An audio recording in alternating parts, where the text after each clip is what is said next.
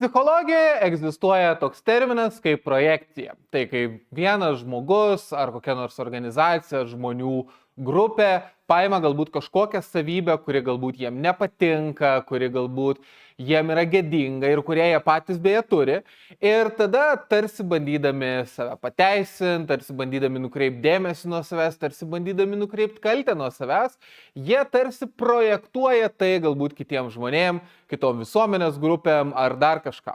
Ir vėlgi dėl to mes politikoje ir matom įvairiausias situacijas, kai atrodytų žmonės, kurie yra didžiausi homofobai, didžiausi kovotojai prieš gėjus, paskui paaiškėja, kad patys yra labai stipriai gėjai. Tada tu pasižiūri galbūt į žmonės, kurie kovoja už tradicinės vertybės ir taip toliau ir panašiai. Ir tu pamatai, kad jie patys ten yra pakeitę galbūt krūvas moterų, galbūt turi krūvas nesantokinių vaikų, galbūt ten dar daro kažkokius vienus ar kitus dalykus, kurie tikrai neužsiskaitytų kaip tradicinė kultūra. Ir tada savaime aišku labai yra linksma žiūrėti politikus, kurie yra kovotojai už paprastą žmogų, prieš korupciją, prieš elitą. Ir tada tu pamatai, kad jie patys yra žiauriai turtingi, o jų pinigų kilmė yra nelabai aiški. O kai žurnalistai pradeda knistis ir klausinėti klausimų, palau, iš kur galbūt vieni pinigai, iš kur kiti pinigai, kokie čia galbūt ryšiai su nelabai aiškiais žmonėm, tai iš karto prasideda, kad mes čia už paprastą žmogų, čia yra politinis puolimas. Tad ką aš noriu pasakyti, kad iš principo šito dalyko yra labai daug, nes tai yra, vėlgi, paprasčiausia analogija yra, kai vaikai darželė ar pradinėse klasėse išmoksta, kad bezdėti yra blogai, patys nusibezda ir beda pirštu į kažką ir sako, o tu čia ką pabezdėjai, tai čia lygiai tas pats. Prie ko aš lenkiu? Kad vėlgi mes, kaip jau galėjot suprasti, politikui to matom labai daug, bet jeigu reikėtų paimti galbūt vieną, taip sakykime, šalį, kuri internalizuoja projekcijas, politinės, galbūt kultūrinės ar dar kažką, ir kuri tiesiog yra vos ne grinai šalis projekcija, tai yra Rusija. Nes tu pasižiūri praktiškai beveik bet kokius jų kaltinimus likusiam pasauliui ir pasirodo, kad pas juos yra taip pat arba netgi blogiau. Vėlgi jie prasidėjus karui Ukrainoje aiškino, kad čia vakarų Europa be mūsų dujų sušals. Ir dabar čia žiemą, tai yra 25-26 žiemą, pati Rusija šalo. Tadagi ten buvo, kad Rusijos iš pasaulinės ekonomikos neišmesi. Ir gavos, kad jie buvo išmesti. Man turbūt asmeniškai vienas labiausiai patinkančių yra tai, kad Rusija yra tradicinių vertybių bastionas. Paskutinė tikra vakarietiška valstybė, kuri laikos nuo šito liberastinio supuvimo, kuris šitoj gėjų Europoje yra paskalydęs. Ir tada tu pasižiūri, kad kokia dar vakarietiška kultūra, kokia iš vis tradicinė kultūra, kai pas juos yra nesveiki alkoholio vartojimo kiekiai, nesveiki narkotikų vartojimo kiekiai, AIDS yra epidemija, grybų kiekis yra vienas didžiausių Europoje, jau nebekalbant, kad ten smurtas prieš moteris šeimoje praktiškai yra dekriminalizuotas. Vau, va čia yra tikras vakarietiškos kultūros tiesiog perlas, nežinau kaip kitaip pavadinti. Bet vėlgi, apie visą tą temą, apie tradicinę kultūrą ir kaip Rusija jos tiesiog nėra ir Rusija nėra kultūros, Rusija yra chaltūra, galima būtų padaryti visą atskirą video. Bet šitam video aš norėčiau pakalbėti apie dar vieną Rusijos projekciją. Projekcija, kuri yra viena vertus, man atrodytų žiauriai akivaizdi, bet kita vertus apie ją apart kelių žmonių, kuriuos aš sakau galbūt internetinėje erdvėje, beveik nieks nekalba. Ir ta projekcija yra ta, kad rusai negali užsičiaupt ir jų pakalikai vakaruose, tai yra įvairūs populistų politikai, negali užsičiaupt, kad čia vakarų pasaulis žlunga dėl imigrantų, čia nyksta vakarų tautos, vat imigrantų privažiavę, jie čia baigia sugriaut kultūrą, o vat Rusija yra šita baltoji etno valstybė, ar nežinau kaip kitaip pavadinti. Kai realybė yra ta, kad ne. Iš tikrųjų, kai tu pradedi gilintis, ir iš tikrųjų, kai aš pradėjau tiesiog skaitinėtis, ruošdamas šitam video po galais, Rusija iš tikrųjų yra žiauriai blogai demografiškai ir kas yra svarbiausia pas juos, pabėgėlių krizė iš tikrųjų yra nepalyginamai monumentaliai didesnė negu galbūt vakaruose Europoje ar ją. Vėlgi, Šitoje vietoje aš neneigiu, kad vakarai neturi problemos, vėlgi aš apie tai esu daug kalbėjęs ir kaip aš esu sakęs video, kuriame aš kalbėjau apie Merkel klaidas, aš pabrėžiau, kad turbūt viena didžiausių Merkel politikos klaidų yra tiesiog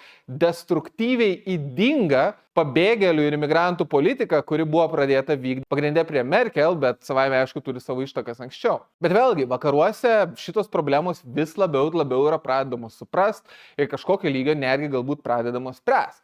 Neretai, mano nuomonė, pavėluotai, bet kažkas vyksta. Ir aišku, šitoje vietoje tada iššoka įvairūs į kraštutinę dešinę linkę kebrantai ir jeigu jie nėra iš galbūt rytų Europos, jie beda pirštų į Rusiją ir sako, žiūrėkit pas juos, kaip čia tradicinė vakarietiška kultūra, kaip čia jie migrantų problemos neturi. Kai realybė yra ta, kad Rusija ne tai, kad neturi migrantų problemos, ne. Ten imigrantų problema ir demografinės problemos yra žymiai didesnės negu toj pačioje Europoje. Ir kas dar yra įspūdingiau, Putinas su savo karu Ukrainai, kurio jis tiesiog nenori baigti niekaip ir ne tik, kad nenori baigti, bet net jau pradeda kalbėti, kad gal reiktų daryti dar vieną mobilizaciją, dar kažką. Tavarse su šituo karu jisai rusų tautą tik dar labiau naikina. Ir šiame video aš norėčiau sudėti taškelius ant į ir pakalbėti apie tai, kad visų pirma, kaip ką tik minėjau, Putinas su karu Ukrainoje naikina rusų tautą, nes rusų tauta ir taip demografiškai buvo labai blogai. Bet tada, jeigu tu pasižiūri į Rusiją apskritai, tu pamatai, kad ten yra didžiulės problemos su imigracija, jos, tarp kitko, panašu tik didėjęs ir Rusija su tuo tvarkos žymiai blogiau negu vakarų Europa, ar galbūt kitos civilizuotos šalis. Tada apie tai ir pakalbėkim. Važiuojam.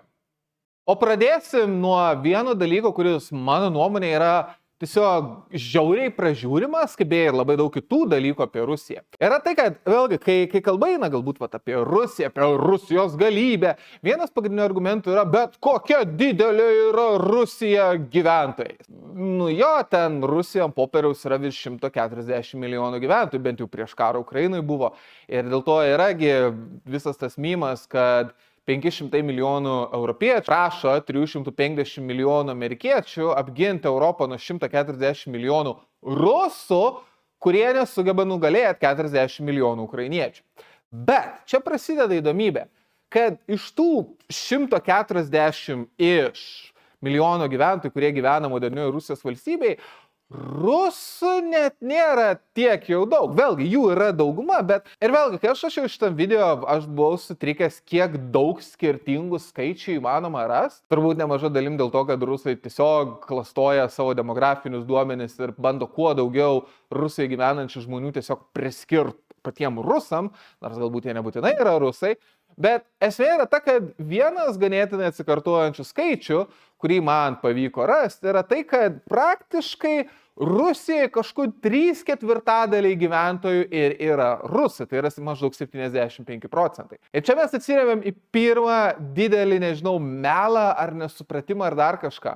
Nes vėlgi yra kalbama, kad čia kiek Švedija jau nedaug švedų likę, arba čia Vokietijoje kiek daug jau imigrantų. Jo, bet tada tu pasižiūri, kad toj pačioj Rusijai, kuri tarp kitko kaltina vakarus, kad jie baigė sunykti ir panašiai, pasižiūri, kad tų pačių rusų irgi nėra tiek jau stebuklingai daugiau. Ir vėlgi, tam priežasčių yra ganėtinai nemažai. Pradėkim nuo to, ir turbūt akivaizdžiausio dalyko, kad Rusija yra tautų kalėjimas. Ir iš principo, jeigu pavyzdžiui mes, Baltijos šalis, Viduriniosios Azijos šalis, Kaukazo šalis, sugebėjom išeiti iš Sovietų sąjungos, tai labai daug kitų mažų galbūt tautelių ir galimų valstybėlių to niekada nepadarė.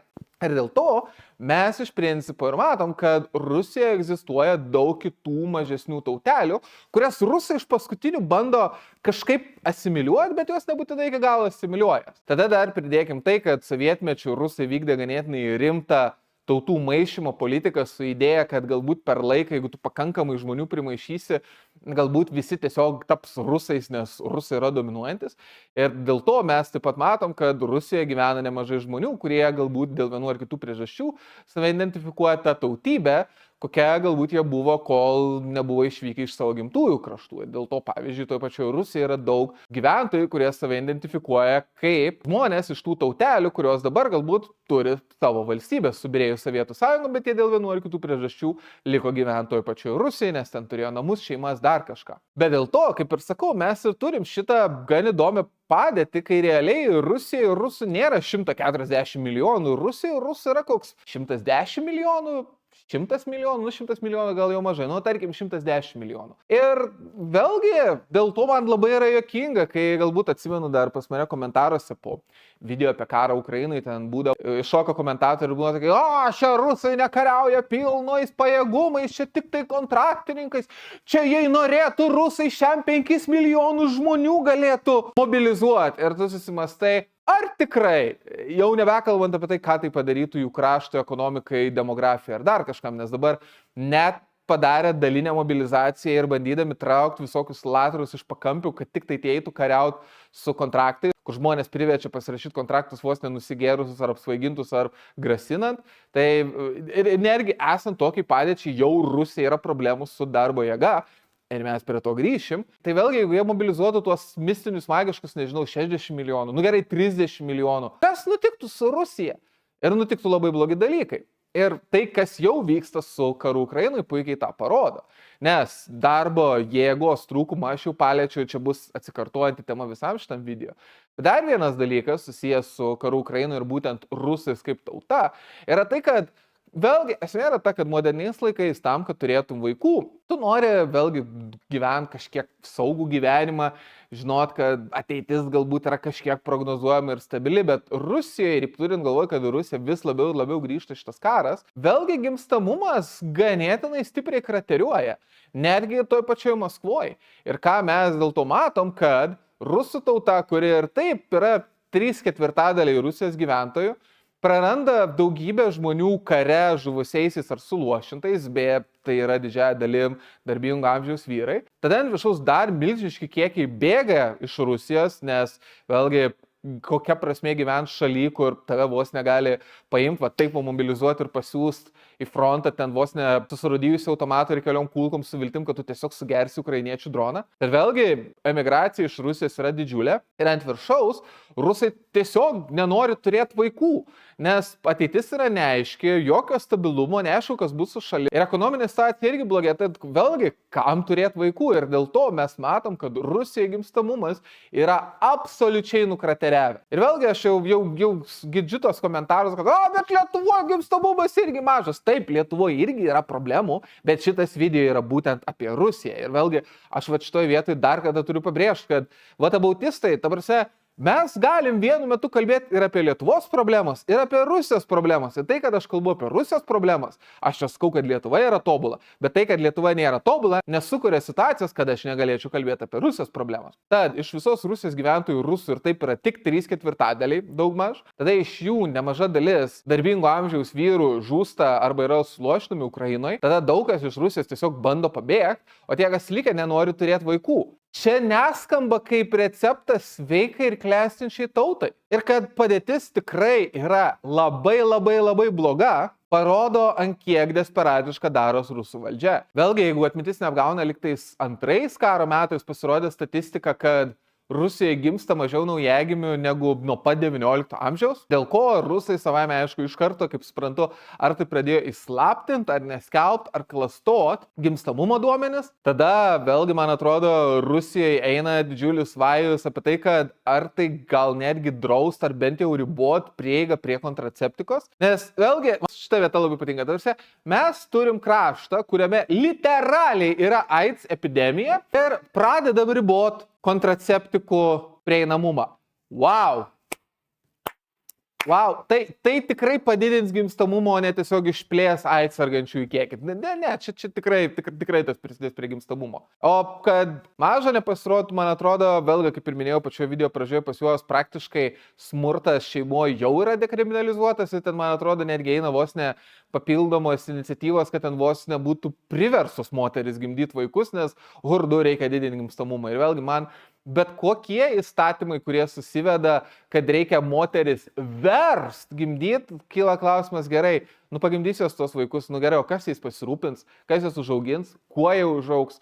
Vėlgi mes nebegyvenam laikais, kai tiesiog reikia durnos masės ant tiesiog mėsos kažkokių puolimų ar tiesiog nesibaigiančių darbų gamyklose. Ne, reikia žmonių, kurie gali kurt, kurie gali mąstyti ir kurie vėlgi turi ir išsilavinimą, ir atitinkamą gyvenimo lygį ir panašiai. Vėlgi, rusai su tiesiog net ne tai, kad dekriminalizuotų, bet netgi skatinamų išprievartavimų šeimose, vėlgi jie to nepasiekė. Ką aš noriu jums pasakyti, kad žiūrint į Rusiją, į rusus, tu supranti, kad rusų tauta šiuo metu išgyvena iš tikrųjų labai blogus ir sunkius laikus. Ir kas yra paradoksalu, kad tas didysis Putinas, kurisgi pakėlė rusų tautą nuo kelių ir padarys, kad rusai vėl būtų viena didžiųjų pasaulio tautų, nedaro kažko daugiau negu tik labai aktyviai naikina tą pačią rusų tautą. Tiksliau, net ne tai, kad naikina, bet tiesiog fasilituoja ir greitina jo susinaikinimą, kurį jie daro patys. Ir vėlgi, šitą vietą, kaip ir sakau, vakaruose irgi yra problemų su gimstamumu, Lietuvoje, Rytų Europoje irgi yra problemų su gimstamumu. Bet esmė yra ta, kad mūsų šalis bent jau turi funkcionalias politinės sistemas ir bent jau bandoma diskutuoti, ką apie tai daryti. O Rusijai viskas susiveda, kad moteris negimdo, tai jas čia reikia privers gimdyti, ir net jeigu juos gimdys, mes vis tiek visus juos pasiūsim į frontą mirt. Nes caras nori istoriją įsirašyti. Tai vėlgi, apie ką mes kalbam. Žinot, tikriausias vakarietiškos kultūros bastionas. O čia, savaime aišku, mes turim suprast, kad jeigu Rusijai galbūt nesidaugina ir galbūt jiem visas šitas status quo yra blogas, tai nereiškia, kad visom tautelėm ten nėra gerai. O ne. Ir kas yra man labai tiesiog ironiškai iš istorinės perspektyvos, kad turbūt stipriausiai dabar Rusijoje galvas kelianti tautelė yra čečėnai ir kiti Kaukazo ir pakaukazijos musulmonai. Vėlgi, jeigu tu pasižiūri į Rusijos demografinį žemėlapį, tu pradedi matyti, kad būtent Čečėnijoje, Dagestane yra vieni didžiausių gimstamumų visoj Rusijai. Tada, man atrodo, ten Tavutuvai liktais yra irgi gana aukštas gimstamumas, bet vėlgi, jie nėra etniniai rusai. Ten, man atrodo, jie kažkas link kiniečių, link mongolų, tad vėlgi apie ką mes kalbam. Bet likim prie čečėnų. Kodėl aš sakau, kad man tai yra tarsi likimo ironija, yra tai, kad kai pagalvoji, rusai kariavo 2 karus, kad kažkokiu tai būdu išlaikyti čečėnus Rusijos sudėty. Kai pagalvoji, pirmą karą jie gėdingai pralaimėjo, o antro karo jie niekada iš tikrųjų nelaimėjo. Vėlgi, antras karas tiesiog baigės tuo, kad rusai kariavo Čečėnijoje, niekaip negalėjo nugalėti Čečėnų kalnuose ir galų gale surado vieną išdavikų klaną, tai yra Kadyrovus, ir tiesiog davė jiem pinigus, gali, tiesiog pasakė, gerai, patys valdykite tą Čečėniją. Ir man atrodo, vėlgi iki šiol yra ten tos nesąmonės, kad Čečėnija liktais ir mokesčių nemoka, ir šauktinių nėra iš Čečėnijos, ir centrinė valdžia netgi moka čečėnam, kad jie nesukilinėtų. Ir vėlgi čečėnam visas šitas dalykas net labai apsimoka ir dėl to pas juos ir gimstamumas didelis, ir jie patys iš tikrųjų yra labai stiprus ir labai galingi. Vėlgi man yra tiesiog surrealūs atsiminimai, kad kai buvo pirmosios karo dienos ir buvo tie tiesiog jau legendiniai video, kaip VDV šturmuoja Gostomelį, ir ten buvo, kaip pagalvojai, elitinės rusų desantininkų pajėgos, nuo kurių realiai priklausė viso karo likimas. Jie buvo ginkluoti tiesiog, kad ir naujesnių modelių, bet standartiniais Kalašnikovo automatais su Iron Sightais. Vėlgi, galit pasakyti man, kaip lietuviškai išsiverčia Iron Sights. Ir vėlgi, galvoji, po galais tu norėtumgi savo bent jau elitiniams daliniams duoti geriausią ekipuotę, bet to nebuvo. O alternatyviai, kai tom pačiom dienom ėjo video iš čečėnų dalinių, kurie įsiveržė į Ukrainą, man atrodo, tų legendinių TikToko batalionų, kur jie mažiau kariavo ir daugiau TikTokus įrašinėjo, tai tu pažiūri, jie turi naujausių modelių ginklų su visais įmanomais priedais, jų pačių kariai visi yra ginkluoti visą geriausią ekipuotę. Ir tu galvoji po galais, ką, kaip taip gali būti? Kaip gali būti, kad elitiniai rusų daliniai yra ginkluoti turbūt žymiai prasčiau negu eilinis lietuvių kareivis, o tuo pat metu čečėnų daliniai, kurie kaip paskui pasirodė net nelabai iš tikrųjų ir kariavo, nes tiesiog jiem baisu buvo, jie buvo beproto gerai ginkluoti. Ir tai tiesiog parodo, kokia yra didelė čečėnų įtaka modernioje Rusijoje ir kaip stipriai čečėnų tauta daros vis galingesnė ir galingesnė. Ir vėlgi yra priežastis, kodėl Kadyrovas, vyresnysis Kadyrovas, kuris, kaip eina kalbos, turi ganėtinai didelių sveikatos problemų, iš principo gavo ir didžiulius laipsnius Rusijos kariuomenės, ir apdovanojimus, medalius, ir ten Putinas ten su juo draugiškai bendrauja. Nes vėlgi, labai gali būti, kad jeigu Rusija pradėtų esmingai byrėti, čečėnai būtų turbūt viena galingiausių tautų, kurie galimai netgi galėtų bandyti paimti visos Rusijos kontrolę ir visų jėgos struktūrų kontrolę, ypač jeigu ten kyla vos ne pilietinio karo stiliaus situacija. Ir dėl to, jeigu savo laiku man atrodydavo keista, kad kodėl yra sakoma, kad Kadyrovai arba kažkas iš Čečėnijos galėtų būti kitas Putinas, man kildavo klausimų, ką, kodėl, bet tada pradėjau domėtis ir pasirodo, kad jo, čečėnų įtaka Rusijoje yra neįtikėtina. Vėlgi, ką vien parodo tai, kad šiais laikais čečėnai yra vienas pagrindinių Rusijos nusikalstamo pasaulio elementų. Vėlgi, ten yragi neįtikėtinų istorijų, kad tu Maskvoje, jeigu turi verslą, bet jeigu tu nesusimoki čečėnam apsaugos pinigų, tai tavo verslo neliks. Tai man atrodo, savo laiku netgi buvo komiška istorija, kai ten keli šimtai metrų nuo Kremliaus buvo susišaudimas tarp čečėnų ir kažkokių vietinių mafijoziukų, nes vienas kiskelis pamokėjo čečėnam, kitas kiskelis pamokėjo vietiniam ir jie tiesiog pradėjo šaudytis. Vėlgi, karingas čečėnų charakteris, kurį beje išugdė tie patys nesibaigiantis karai su rusais, dabar daro čečėnus vienus pavojingiausių visoje Rusijos valstybei. Ir kas dar blogiau, centrinė valdžia nieko apie tai negali padaryti. Praktiškai centrinė valdžia dabar beria visus įmanomus resursus į karą Ukrainoje, kurio jie akivaizdžiai laimėti negali.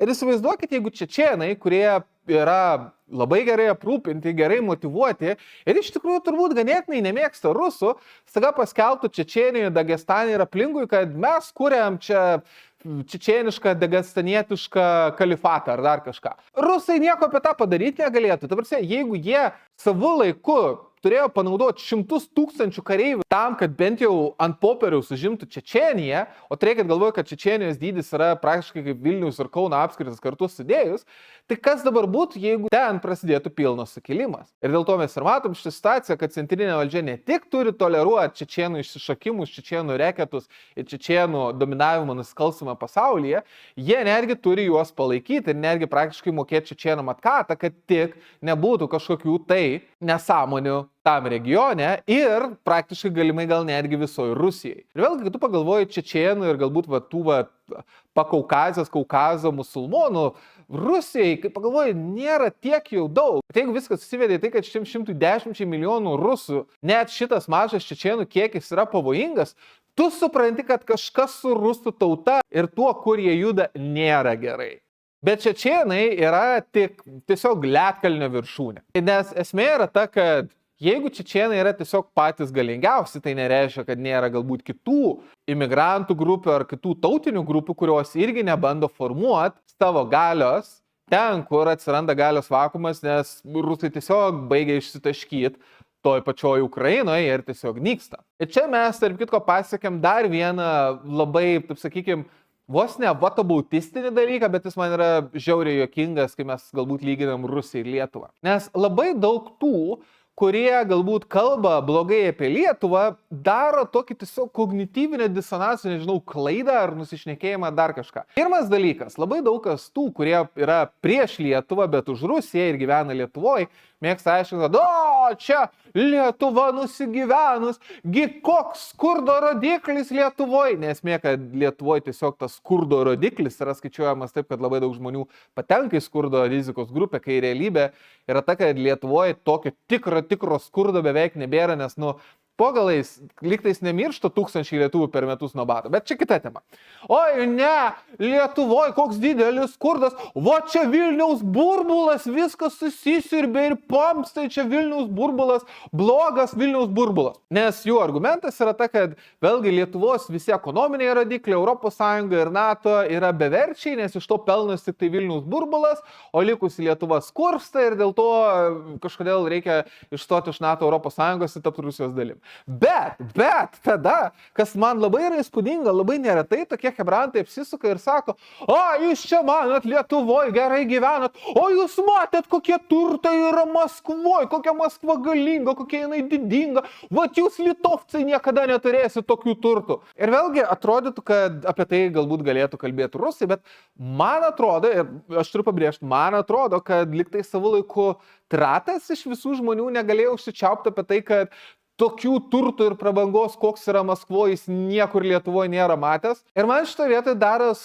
tam tikrą prasme labai juokinga, nes gerai, tai Lietuvos problema yra ta, kad Vilnius gyvena gerai, nes tiesiog nuskurdino visą likusią Lietuvą. Kas tarp kitko yra nesąmonė, bet tęskim šitą logiką. Bet tada Vilniaus turtas vis tiek nesiskaito, nes Rusijoje Maskva yra dar turtingesnė. Ir kur man šitoje vietoje yra kognityvinis disonansas, tai kad jeigu jau yra turtinis skirtumas tarp Lietuvos regionų ir Vilnius, ir tarp kitko jis yra, ir tarp kitko Lietuvos valdžios, nesvarbu ar konservatoriai, ar dabartiniai, dirba labai stipriai, kad kažkaip išjudinti regionus. Vėlgi, čia yra kita tema. Bet esmė yra ta, kad Lietuvoje Vilnius yra turtingas, bet jo turtingumas nesiskaito, nes visa likus Lietuva yra nuskurdus. Bet Vilniaus turtai taip pat nesiskaito, nes Maskva yra žymiai turtingesnė. Bet tai kodėl mes nekalbam apie tai, kad visa likus Rusija yra dar skurdesnė negu Lietuvos regionai? Vėlgi, kai aš rašiau šitą video, aš buvau priblokštas to, kad pasirodo, Maskvos BVP vienam gyventojui yra maždaug 2,5 karto didesnis negu likusios Rusijos BVP vienam gyventojui. Ir esmė ta, kad net su tuo BVP vienam gyventojui yra mažesnis negu Lietuvos vidutinis BVP vienam gyventojui. Tarp kitko, jeigu kam įdomu, Vilniaus BVP vienam gyventojui jau yra tokiam lygiai, kad praktiškai mes Vilniuje gyvenam vidutiniškai geriau negu, man atrodo, Suomija ir netgi kurie Švedijos regionai. Ir beje, netgi palyginus su Rytų Vokietija mes geriau gyvenam. Tad vėlgi Vilnius yra tiesiog sėkmės istorija. Ir Maskva šiaip suvidurkinus mum neprilygsta Vilniuje. Bet Maskvą dar galima kažkiek lyginti su Lietuva. Ir prie ko aš lenkiu, kad taip, visų pirma, čia yra kognityvinis disonansas, kad kažkaip jeigu tarp Vilniaus ir likusios Lietuvos yra turtinė nelygybė, tai čia viskas yra blogai, bet jeigu tarp Maskvos ir likusios Rusijos yra turtinė nelygybė, tai tiesiog įrodo, kokia didinga yra Maskva. Nu tai nuostabu, ta prasme, nykščiai aukštyn. Dabar galbūt kai kuriems iš jūsų galėjo kilti klausimus. Pala, intravertai, ką tai bendro turi su imigracija ir demografija? Ir atsakymas čia yra labai paprastas, kad praktiškai Maskva savo turtiniu lygiu yra maždaug tokiam pat lygiai kaip galbūt regioniniai Lietuvos miestai, gal kaip Latvija, tarkim, arba galbūt kai kurios kitos skurdesnės ES šalis. Bet reikia galvoti, kad Maskva yra milžiniškas miestas. Kai pagalvoji, ir jeigu atmintis neapgauna, Maskvoje gyvena daugiau žmonių negu visose 3 Baltijos šalyse. Ir dėl to mes realiai turim situaciją, kai Maskva yra didelis miestas su daug gyventojų, ganėtinai pusė velnio ekonominė padėtim, nes vėlgi visa Rusija yra siurbiama tam, kad Maskva gerai gyventų, na ir Piteris kažkokio lygio. Ir esmė yra ta, kad dėl to Maskva yra ganėtinai populiari kryptis, kur mėgsta važiuoti įvairaus plauko imigrantai iš šalių, kurios, pavyzdžiui, geruoju negali nuvažiuoti, pavyzdžiui, dirbti ir gyventi ES šalis, arba kurios galbūt nemoka kalbų ir nemoka kultūros. Ir mes čia kalbam apie galbūt Kaukazo šalis, vėlgi Gruzija, Armėnija, Azerbaidžanas. Vėlgi dabar Armėnija ir Azerbaidžanas galbūt po truputį pradės judėti vakariešką kryptim, tad galbūt jie bus lengviau važiuoti į ES. Vėlgi gruzinai bandė tą kryptim judėti, bet Gruzijos svajonės partija tuoj pavers Gruziją tiesiog Rusijos regionu, tad gruzinai geriausia viltis kažkur nuvažiuoti, uždarbiauti bus turbūt vėlgi ta pati Maskva. Tad vėlgi mes turim dar daugiau imigrantų iš to paties Kaukazo, apart tų pačių čečėnų, tarp kitko. Bet tada dar viena didžiulė, ir aš turiu galvoj didžiulę kategoriją imigrantų, kurie irgi važiuoja tą pačią Maskvą ir gal kažkokio lygio tą patį Piterį, yra tiesiog žmonės iš buvusių postsovietinių Viduriniosios Azijos valstybių. Ir netgi labiausiai tų 4 į pietus nuo Kazachstano. Ir kur yra esmė, kad kaip pagalvoju, to šalis yra tiesiog absurdiškai skurdžios. Ir kai pagalvojai, mūsų lietuvių atžvilgių Rusija yra nuskurdus. Tiesiai šviesiai, mes Lietuvoje gyvenam nepalyginamai geriau už juos. Ypač dabar, kai dėl karo Ukrainoje ten užkilo infliacija, dabar maistas Rusijoje kainuoja tiek pat, kiek Lietuvoje, tik tai mūsų algos yra kelis kart didesnės. Tad ups. Bet kokiem nors žmonėms iš Viduriniosios Azijos, netgi tokia atrodytų palyginus ekonomiškai atsilikus Rusija, yra tiesiog svajonių kraštas palyginus su jų nusiritusiam ir nusivežiausiam valstybėm. Maža to, istoriškai Vidurinioji Azija prabuvo Rusijos imperijos sudėty žymiai ilgiau negu, pavyzdžiui, tos pačios Baltijos valstybės, Suomija, Moldova ar netgi tos pačios Kaukazo valstybės. Ir dėl to rusų kalba, rusų kultūros suvokimas, galų galiai istoriniai ryšiai su imperijos centru, tai yra Maskva arba Sankt Peterburgu, irgi yra ganėtinai dideli. Ir dėl to mes ir matom, kad praktiškai šalia galbūt čečėnų, kurie labai stipriai save pozicionuoja toj pačioj Rusijoje ir dėl to turi ir aukštą gimstamumą ir vis didesnį įtaką, vis daugiau ir daugiau į Rusiją atvažiuoja trečiųjų šalių imigrantų iš tiesiog postsovietinių valstybių.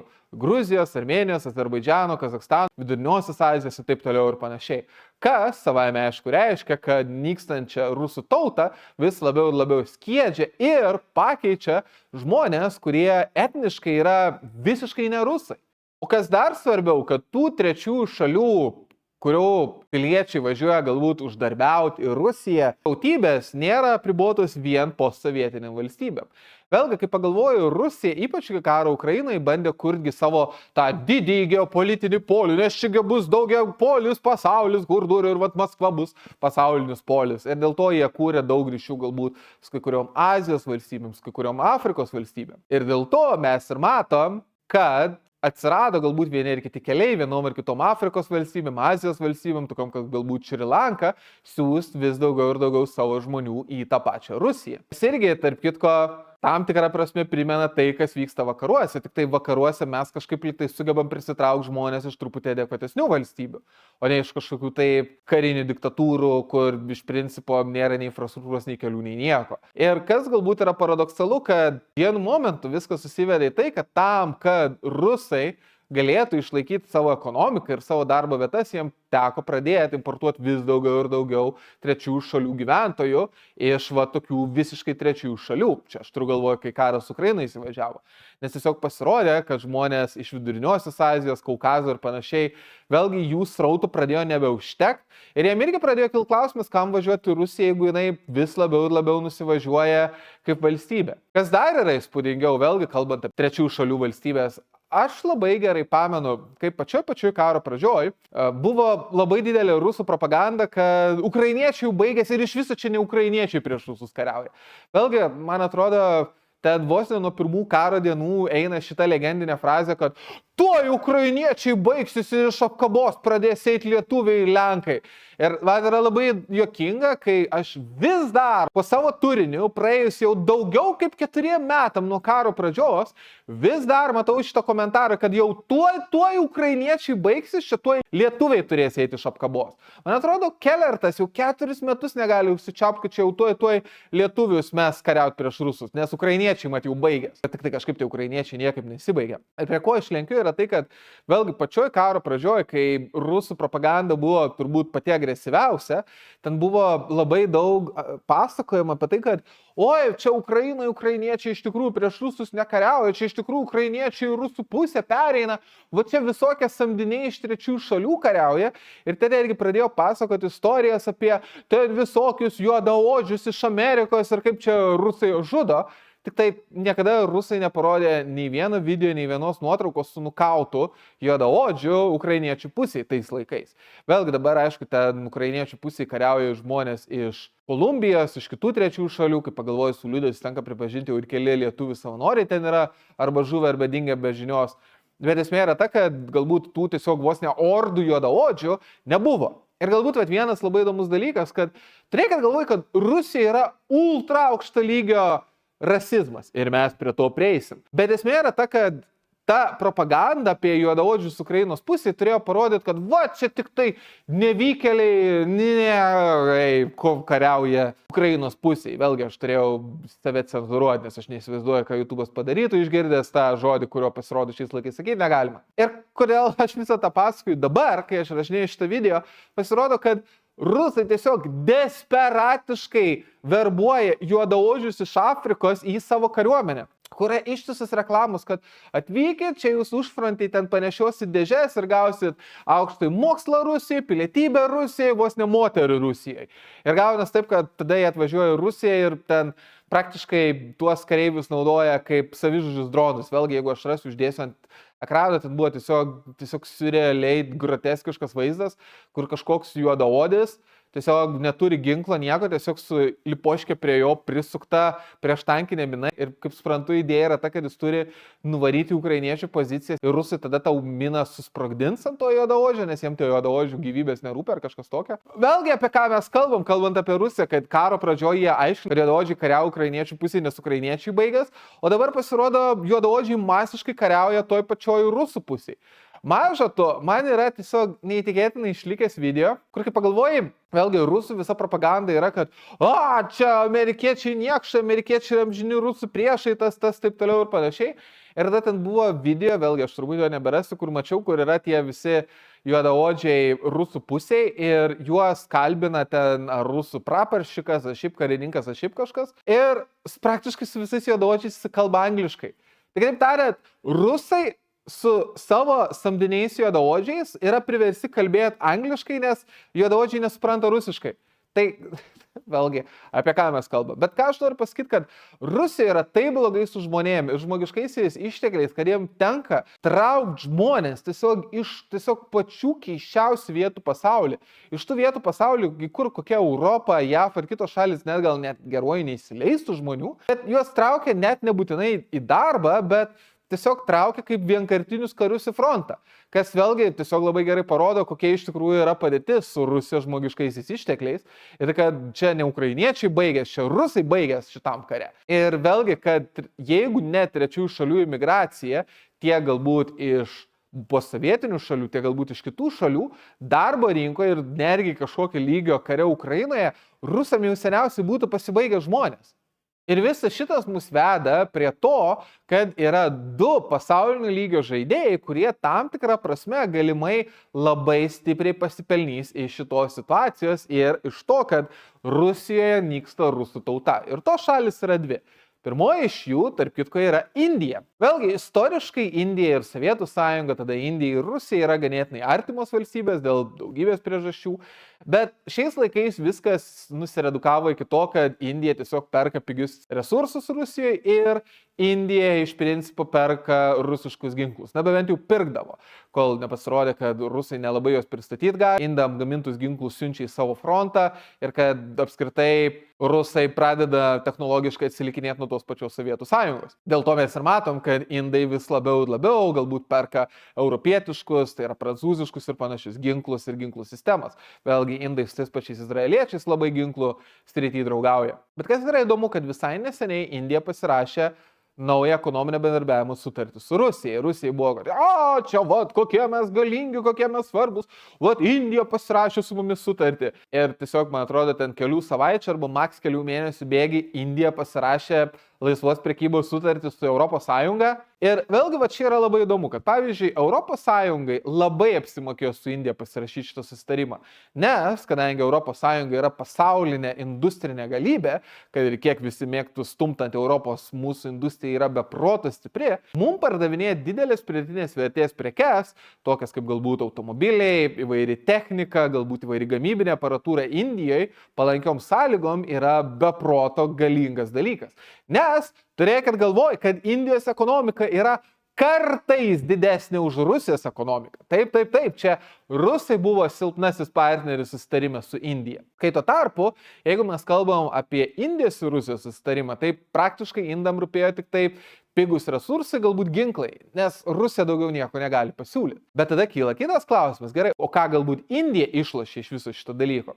Ir vėlgi iš Europos sutarties indam, kas yra gerai, kad vėlgi jie gaus galbūt įvairios technikos, įvairių technologijų nusipirkti žymiai geresnėm sąlygom, kas jiems yra svarbu, nes indai labai stipriai bando konkuruoti su kinais. Nes niekada nepamirškit, kad indai ir kinai yra kaip ir priešai. Kiniečiai, kaip pagalvoja, ginkluoja Pakistaną, o patys indai su kiniečiai savo pasienį netgi kartais pasišaudo. Jau nebekalbant, kad jie ten mėgsta su lasdom pasikapot. pasienyje. Dėl to man BRICS visada buvo labai juokingas, kad BRICS čia pakeis pasaulio galių persvarą, nes BRICS susivienys ir nuims vakarus, kaip realiai visos BRICS valstybės vieni kitų nemėgsta. Bent jau Kinija su Indija ypač. Bet jeigu mes kalbam apie Europą ir Indiją, vėlgi Indija iš to gauna, kad jie galės nusipirkti aukštos pridėtinės vertės prekių, galbūt technologijų, galbūt staklių, galbūt dar kažko. Ir pakeliui indų studentai ir darbuotojai galbūt galės važiuoti mokytis ir stažuotis į ES lengvesnėm sąlygom. Bet kas yra įdomu, jeigu mes kalbam su Rusija, tai kalbant apie Rusijos ir Indijos dinamiką, indai taip pat galės žymiai lengviau važiuoti į Rusiją. Ir ką mes realiai matom Rusijoje, kad iš principo, kadangi rusų tauta nyksta ir ypač nyksta rusų vyrai, kas yra labai faina tiem patiem indam ir tuo labiau indų vyram, kad jie gali atvažiuoti į Rusiją. Taip, ekonomiškai ten yra silpniau, taip reikia kažkaip neprasileisti šaukimų į frontą, bet jeigu tu ten atvyksti ir gali bandyti leisti šaknis, ten yra tiesiog milžiniški neįsisavintos žemės plotai, didžiulės galimybės ir svarbiausia, atlikusios rusų moteris. Ir dėl to iš principo indam atvykti ir galbūt leisti šaknis į Rusiją yra žymiai lengviau negu į tą pačią Europą, kur vėlgi indai turi stumdyti su krūvom kitų imigrantų, jau nebekalbant, kad mes patys europiečiai irgi nenaikinam savo vyrų beprasmiais karais. Ir dėl to tam tikra prasme yra ganėtinai įspūdinga, kad Putinas praktiškai tiesiog fasilituoja rusų tautos susinaikinimą, naikindamas rusiškus vyrus ir palengvindamas tiesiog trečių šalių darbuotojų ir pagrindė vyrų atvažiavimą į tą pačią Rusiją. Ir vėlgi, čia man yra labai juokinga, kad yra kalbama apie didžiąją pakeitimo teoriją, kur čia sorošiniai ten bando sunaikinti baltuosius. Bet tada tu pamatai, kad vakarai realiai nedaro nieko aktyviai, kad naikintų baltuosius, kai tuo tarpu rusai įsivėlė į karą, kur literaliai naikina savo tautą. Bet taip, galbūt Maskva, galbūt Piteris kažkokio lygio bent jau yra apsaugomi, kad galbūt bent jau imperijos sostinėse nebūtų šurmulio, bet ištisi rusų regionai tiesiog išmiršta. Bet reikia galvoti, kad tuose regionuose atvykus ir kažką darant galima tikrai neblogai gyventi. Ir tarp kitko, čia yra tam tikra prasme Rusijos tragedija, kad jeigu ne Putinas ir Rusijai kažkokiu būdu būtų išsilaikius bent jau apyžmonišką demokratiją, Rusija laisvai galėjo būti vos ne Kanados arba Norvegijos lygio valstybė, kuri turi didžiulę teritoriją, didžiulį plėtimosi potencialą, didžiulius resursus, jie tiesiog galėjo gyventi, žvengti ir tiesiog būti tikrai pasiturinčią valstybę su daugybė galimybių, nes jiems tiesiog vietos plėsis netrūksta. O dabar dėka Putino viskas baigėsi tuo, kad visi tie turtai nusėdo pas oligarchus, o pati rusų tauta yra naikinama kare Ukrainoje ir pačius rusus tiesiog gali palengvinta tvarka pakeitinėti indai. Apie ką mes kalbam? Bet turbūt ilgalaikiškiausia ir nuosekliausia politika praktiškai asimiliuoti rusus pas save, dar jiem esant Rusijoje, daro Kinija. Vėlgi, mes turim suvokti, kad Kinijos ir Rusijos dinamika yra labai įdomi, nes kai pagalvoji, labai didžiulės šiuolaikinės tolimųjų rytų rusų žemės yra kinietiškos. Vėlgi, ten netgi, man atrodo, savo laiku buvo terminas geltonoji Rusija dėl atitinkamų priežasčių. Nežinau, kiek jis dabar tiesa yra naudojamas. Ir esmė yra ta, kad vėlgi rusai savo laiku skyrė didžiulius resursus ir perkraustė didžiulius kiekius etninių rusų į tolimuosius rytus tam, kad ten būtų rusiški kraštai.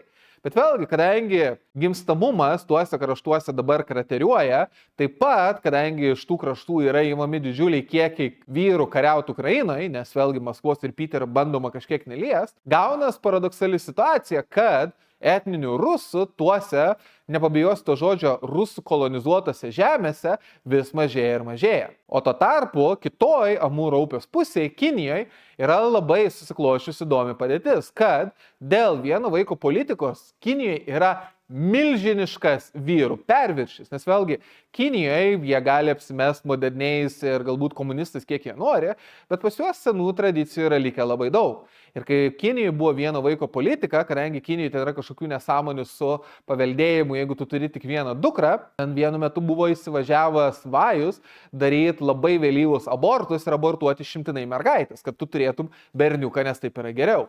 Ir dėl to Kinijoje yra milžiniškas kiekis tiesiog vyrų, kurie Kinijoje jokių būdų neprokur niekada neras moterų, nes moterų tiesiog trūksta. Ir tarp kitko, kinai dėl to moka milžinišką demografinę kainą. Jeigu atmintis neapgauna, ir aš čia turbūt užmėsiu šitą skaičių ant ekrano, bet Kinijoje šiuo metu gimstamumas yra arba toks pat kaip Lietuvoje, arba netgi mažesnis. Ir taip, jie yra užgyvenę didžiulę populiaciją, bet ta populiacija labai staigiai sensta ir jinai neatsinaujins, bet jau kaip viskas dabar vyksta. Ir dėl to Kinam viena vieta, kurie gali tiesiog rasti moterų, vėlgi yra ta pati Rusija. Ir čia yra tiesiog neįtikėtinai gera galimybė. Putinas savo genialumu praktiškai didžiąją dalį tenykščių vyrų ištarabano Ukrainą, kad jie masiškai išmirtų arba būtų suluošinti, o kinai tiesiog atkrausto vis daugiau ir daugiau savo vyrų į Sibirą tam, kad jie tiesiog sudarytų šeimas su rusiam ir tarsi pradėtų kurti šitą, aš nepabijosiu šito žodžio, žinau, kad jis turi blogas konotacijas, bet tiesiog kadangi kalbam apie Rusiją ir Kiniją, tarkim, jie kuria tarsi tokius etninius mišrūnus, kurie nebūtinai yra labai rusiški, gal netgi labiau kinietiški. Ir dėl to tiesiog po truputį gaunas toks dalykas, kad Rusijoje ir ypač Sibirė ir ypač buvusiose kinų žemėse arba atvykėlių kiniečių, arba mišrių kinų rusų šeimų vis daugėja ir daugėja. Dėl ko ilgainiui kinų įtaka tolimuose rytuose tik augs ir augs. Vėlgi, šitoj vietoj aš nemanau, kad kinai galbūt kariniam priemonėm bandys pasimti Sibirą, nes o kam? Esmė yra ta, kad Putinas su savo genialumu ir su savo karu Ukrainai realiai padarė, kad Rusija yra de facto kinų vasalas. Ta prasme, Rusija yra kinų kalė. Ir iš principo dėl to, kadangi Rusija yra absoliučiai priklausoma nuo Kinijos, jeigu Kinija sakys, kad duok mum preferencinės galbūt išteklių išgavimo sutartis, galbūt preferencinės etninių mažumų teisės, galbūt dar kažką, rusai neturės ko apie tai daryti. Jie tiesiog visą tą paims ir atiduos kiniečiam. Dėl to kažkokio didelio karo dėl Sibiro aš bent jau artimoje ir vidutiniai perspektyvoje tikrai nematau. O ilgalaikiai perspektyvoje labai gali būti, kad tiesiog tolimuose rytuose rusai savo pačių valstybei taps etninę mažumą ir, kas žino, gal tiesiog įvyks referendumas prisijungti prie Kinijos. Ir Kinija tokiu būdu pasims galbūt Sibirą. Galbūt Sibiras taps didžiulė autonomija, kuri turės teisę ekskliuzyviai prekiauti su tą pačią Kiniją. Ir esmė ta, kad Kinija labai norėtų Sibirą ir rodo daugybę ženklų. Nuo to galbūt, kaip ir sakiau, kiek jie ten siunčia žmonių, kiek jie galbūt netgi investuoja į ten esančią infrastruktūrą, iki to, kaip stipriai patys kiniečiai plėtėsi į tą pačią šiaurę. Ką aš jums patariu padaryti po šio video, nes vėlgi žiūrėkit, šitą video dar nesibaigė, yra, aš siūlau jums nueiti Google Maps, įsijungti palidovinį žemėlapį ir pasižiūrinėti teritorijas palei Amūro upę, ypač link to tokio kampuko, kur Amūro upė užsisuka ir pradeda eiti pietus. Ir palyginti infrastruktūrą kiniečių pusėje ir Sibiro pusėje, tai yra rusų pusėje. Yra tiesiog surrealu. Kinų pusėje visa ta žemė yra įsisavinta. Keliai, dirbama žemė, tiesiog kiekvienas kvadratinis metras ten yra panaudotas ekonomiškai. O rusų pusėje yra tuščia, galbūt vienas kitas kaimas, vienas kitas keliukas, bet tiesiog didžiuliai tušti žemės plotai. Ir dėl to aš net nebejoju, kad kinai, jeigu tik tai galėtų, jie su mielu noru paimtų ir veiklintų tas Rusijos žemės, kurios, tarp kitko, kažkada tiem patiem kiniečiam priklausė. Tik tai vėlgi kiniečiai, kadangi yra žymiai protingesni, žymiai labiau toleregiai negu Putinas, suprato, kad kam kariaut. Jeigu galima tiesiog padaryti, kad Rusija būtų jų vasalas, pilnai nuo jų priklausoma ir kad kai tu prieš pastatysi Rusiją prieš faktą, kad hei, mes norim ekskliuzyvių teisių Sibirė, ten, kur praktiškai mūsų žmonės yra dauguma, Rusija veikiausiai net nebus pozicijoje kažko labai apie tai padaryti ar tam paprieštarauti. Ir vėlgi, kaip ir sakiau ne kartą šitam video, šitas procesas galbūt būtų vykęs natūraliai per pakankamai ilgą laiką, bet Putinas su savo karu Ukrainoje ir savo tiesiog absurdišką politiką viską be proto stipriai greitina ir tas niekur taip gerai nesimato, kaip tolimuose rytuose. Ir visą tai savaime aišku turi ganėtinai rimtas pasiekmes Rusijai, kurios vėlgi yra žymiai blogesnės negu toj pačioje Europoje, apie kurią ta pati Rusija niekaip negali užsičiaupti. Taip, Europoje su imigrantais susijusio nusikalstamumo yra tikrai daugiau negu norėtus. Taip, Europa nesugebėjo normaliai suasimiliuoti migrantų, taip, jų galbūt buvo įsileista per daug, galbūt buvo per maža kontrolė, kas yra įsileidžiama, bet esmė yra ta, kad Europa bent jau pradeda tą suprasti ir pradeda kažką apie tai daryti.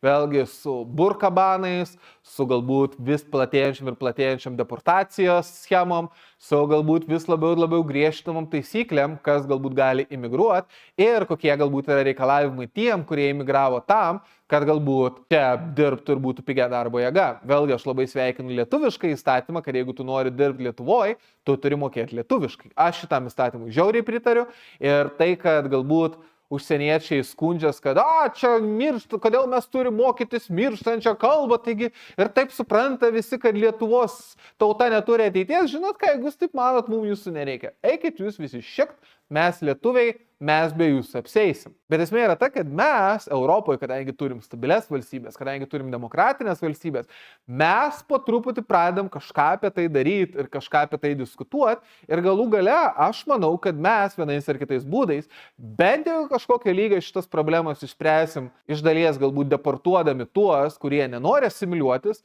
o likusius priversdami asimiliuotis ir prisitaikyti. Ir beje, aš tikrai nuoširdžiai tuo tikiu. Bet tada tu pasižiūri į Rusiją, tu supranti, kad jie nėra pozicijoje kažko daryti. Nes, pirmas dalykas, bet kokios problemos sprendimas prasideda nuo to, kad tu pripažįsti, kad taip yra problema. Bet autoritarinėse valstybėse pagal apibrėžimą tu negali pripažinti, kad yra kažkokia problema, nes jeigu tu pripažinsi, kad yra kažkur problema, tada tu galbūt gali pripažinti, kad autoritariniai sistemų apskritai problemų yra. Bet jeigu autoritariniai sistemų yra problemų, tai gal pati sistema yra problema ir šito leis negalima.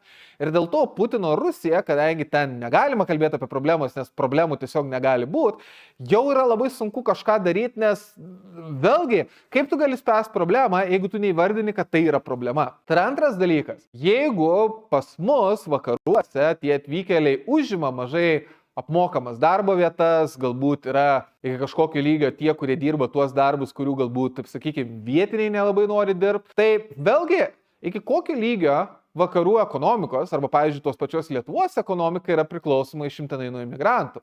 Ir vėlgi, kiek tų emigrantų, kurie dirba galbūt labiau kritiškesnėse vietose, nėra suasimiliuoti. Vėlgi, Europoje padėtis nėra tokia bloga.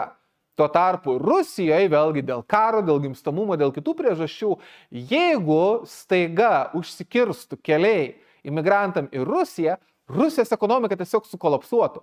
Ir dėl to mes ir matom tiesiog šitas apgailėtinas situacijas, kai pavyzdžiui Rusai numušė Azerbaidžano lėktuvą, tada bandė viską pakišti po kilimu. Ir kai Azerbaidžano prezidentas atvirų tekstu ėmė pizdavoti prezidentą Putiną, Putinas turėjo asmeniškai atsiprašyti Azerbaidžano prezidento, kad tik neblogėtų santykiai, nes Azerbaidžano imigrantai yra žiauriai svarbus Rusijos ekonomikai, kaip ir beje visų kitų šalių. Tai yra tam tikra atsikartojanti tema. Nes vėlgi, toj pačioj Rusijoje, Rusijos ultranacionalistai yra be proto pikti dėl šitos padėties. Vėlgi, aš pamenu prieš pat karą Ukrainoje, esu matęs ganėtinai nemažai tų pačių rusų atsiliepimų, kad jūs debilai, ką jūs daro traukdami ginklus prie Ukrainos sienų, taigi mums reikia ginklų prie Kinijos sienų, čia Kinija yra tikrasis pavojus, čia Kinai mus bando asimiliuoti per šliaužiančią okupaciją. Mums reikia kariuomenės prie kinų sienų. Ir gaunas, kad Rusijos ultranacionalistai dėl šitos padėties yra be proto pikti. Bet problema yra ta, kad tie ultranacionalistai dėl to yra gliučinami. Nes jeigu ultranacionalistai, kurie tarp kitko organizuoja vis daugiau ir daugiau įvairaus masto smurto prieš imigrantus, vėlgi kiek ten yra visokių susišaudimų mokyklos ir panašiai, tai esmė ta, kad jeigu ultranacionalistai pasiektų savo tikslą ir galbūt imigrantai būtų išvaryti arba imigrantai pradėtų kovoti atgal, Rusijos ekonomikai tas būtų mirtis. Rusija yra absoliučiai priklausoma nuo tų imigrantų iš trečiųjų šalių ir dėl to mes matom labai paradoksalią situaciją, kai galbūt Rusijos ultranacionalistai galbūt įvykdo vienus ar kitus išpolius prieš imigrantus ir tada tie išpoliai yra nurašomi kaip Ukrainos teroristiniai išpoliai. Tarsi apie ką mes kalbam. Jau nebekalbant, kad kai tie patys imigrantai vykdo galbūt vienus ar kitus išpolius toj pačioj Rusijoje, vėlgi arba prieš tos pačios ultranacionalistus, ar prieš kitus imigrantus, nes vėlgi visi ten pešas ir kovoja dėl galios, vėlgi viskas yra nurašoma, kad oi, čia Ukrainos teroristiniai išpoliai. Vėlgi, iš to, kokiu lygiu Rusija iš paskutinio bando nuslėpti visas šitas problemos susijusias su imigrantais ir trečių šalių piliečiais, labai yra akivaizdu, kad rusam šita vieta yra žiauriai skausminga, bet kol vyksta karas Ukrainoje, jie nieko apie tai padaryti negali, nes jie neturi resursų tam suvaldyti, nes visi resursai yra nuėję saugotis nuo tų pačių ukrainiečių ir taip, laiks nuo laiko ten vienas kitas rusų generolas sugeba prasileisti kelias kulkas prie savo gyvenamųjų namų laiptinių. Tada antras dalykas, jeigu būtų rimtas paspaudimas atgal imigrantam, klausimas atėję imigrantai neturėtų pajėgumų tiesiog pradėti atsišaudyti ir ne tai, kad kiltų mažas pilietinis karas, bet galbūt bent jau tikrai iškiltų tikra terorizmo grėsmė Rusijoje ir galų gale tie imigrantai yra tiesiog būtini Rusijos ekonomikai, dėl to rusam tenka sukasdantis ir bent jau kol kas toleruoti visą smurtą, visą imigraciją ir visą savo pačių tautos nikimą. Ir viskas tik dėl to, kad Putino Rusija nesugebėjo suformuoti adekvačios ekonominės sistemos, nesugebėjo veikais ir sveikintinais būdais įkalbėti rusų turėti adekvatų gimstamumą ir tiesiog sukūrė poziciją, kai praktiškai jie nieko, pavyzdžiui, negalėtų padaryti prieš tas pačias čečėnų nusikalstamas grupuotės, nes jos yra persipinę su tiesiog čečėnų jėgos struktūrom ir ką tu dabar padarysi? Pradėsi kariauti prieš Čečėniją trečią kartą, kai pirmą kartą laimėti nesugebėjo, antrą kartą laimėjai tik papirkęs čečėnus, o trečią kartą jie turbūt visgi sugebėtų išsikovoti nepriklausomybę. Vėlgi, rusai save pastatė į neįtikėtinai blogą padėtį, kur jiem imigrantai yra tiesiog gyvybiškai svarbus tiek ekonomikai, tiek frontui Ukrainoje, bet tuo pat metu tas pats karas ir tie patys imigrantai reiškia, kad rusų tauta, kurių ir taip Rusijoje nėra tiek jau ir daug iš tikrųjų, nyksta tiesiog pagreitintų tempu.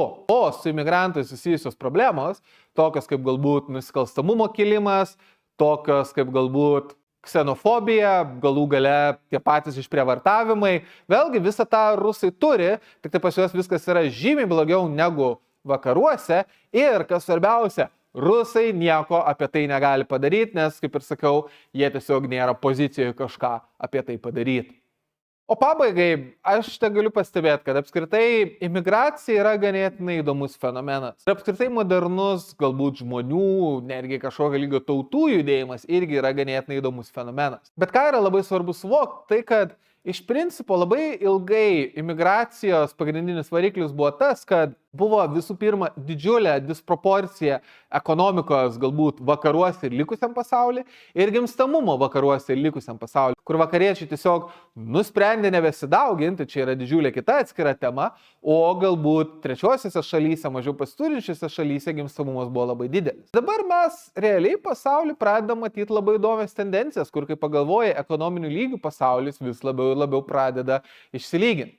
Vėlgi, istoriškai vakarų Europą, apskritai Europos Sąjunga, Šiaurės Amerika, taip, tai išlieka turtingesniais regionais, bet pats skirtumas galbūt tarp Europos ir kokios Indijos yra ir jis ganėtinai rimtas, bet jis nėra toks rimtas kaip, pavyzdžiui, prieš 30 metų. Bet tuo pat metu gimstamumas irgi pradeda išsilyginti visame pasaulyje. Ir jeigu, pavyzdžiui, prieš 30 metų gimstamumas vėlgi kokioje Indijoje, Pietų Amerikoje, gal netgi kažkokio lygio toj pačioj Kinijoje buvo neįtikėtinai didelis, tai praktiškai visi tolimieji rytai turi absurdiškai žemą gimstamumą, neretai žymiai mažesnį negu Lietuva ir neretai jie tokį blogą gimstamumą turi žymiai ilgiau negu Lietuva. Tada tu pamatai, kad netgi toj pačioj Indijoje gimstamumas yra žiauriai kritęs ir bendrą Indijos gimstamumą palaiko vos keli galbūt labiausiai atsilikę regionai. Tada tu pamatai, kad turbūt vienintelės šalis, kur tikrai yra dar ganėtinai aukštas gimstamumas, yra Vidurio Azija ir Afrika. Netgi ta pati Pietų Amerika nebesidaugina tokiais didžiuliais tempais. Ir dėl to labai gali būti, kad per ateinančius 10, 20, gal netgi 30 metų migracija ir imigrantai bus visai kitokia tema negu yra dabar. Aš galvoju, kad ta pati JAV, ta pati Europos Sąjunga pradeda, kaip jau minėjau, vis rimčiau žiūrėti į imigraciją, nes yra vis labiau suprantama, kad vėlgi tu negali tiesiog tikėtis, kad imigrantai atvažiuos ir tiesiog stebuklingai asimiliuosis arba kad jų kultūros bus natūraliai suderinamos. Ne. Didžiausia problema vakaruose buvo ta, kad neįvyko natūrali asimiliacija, atsirado getai ir atsirado natūrali priešprieša.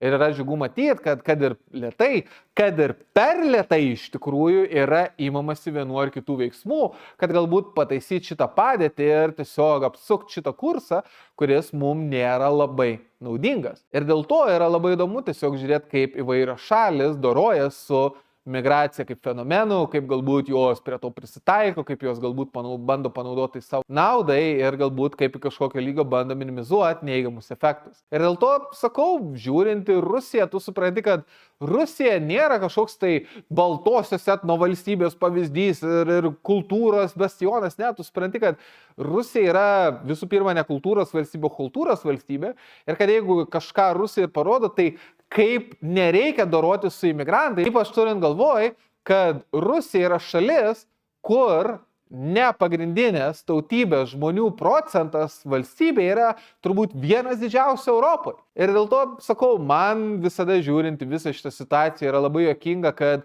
rusai negali užsičiaupti apie vatabautizmą, bet pas juos kažkokiu būdu viskas visada yra blogiau, kad iš principo visas tas dalykas susijęs su kultūra ir ypač imigracija yra tiesiog viena didžiulė projekcija. Ir kad visos šitos kalbos apie tai, kaip viskas yra blogai vakaruose, yra visų pirma pasenę, nes vakarai kažką apie tai daro, o visų antra dėl to, kad bent jau vakaruose dėl visų šitų galbūt suvokimų, dėl besikeičiančios migracijos politikos, dėl galų gale besikeičiančios suvokimo, kas yra tavo tauta ir kad galbūt reikia turėti daugiau vaikų, vėlgi vakarai šitoje visoje situacijoje tikrai išgyvens, ypač turint galvoj, kad automatizacijos lygis galų gale padarys, kad gal ir nereikės tų žmonių tiek jau daug. Bet tada tu pasižiūri į Rusiją, į tai, ką daro Putinas, į tai, ką daro jų valdžia, tu pasižiūri karą Ukrainoje, kaip visų tuo naudojasi Kinija, Indija, trečiosios šalis ir tu supranti, kad jeigu kažkokia valstybė ir tauta ir juda link susinaikinimo, tai yra Rusija. Nes po galais. Jeigu rusam jau reikia pradėti galvoti, kaip importuoti darbininkus iš Afganistano, manau, tai pasako jums viską, ką reikia žinoti apie Rusiją ir jų tautos ateitį. Bet tiek, kaip visada, ačiū, kad žiūrėjote, paspausite nykštį aukštyn, nusprenuokite mano kanalą, jeigu to dar nesate padarę. Jeigu palaikote tai, ką darau ir norite pamatyti šitos video anksčiau laiko, kviečiu paremti kanalo veiklą YouTube ir Patreon platformose. Na, dabar, iki kitų kartų, čiau!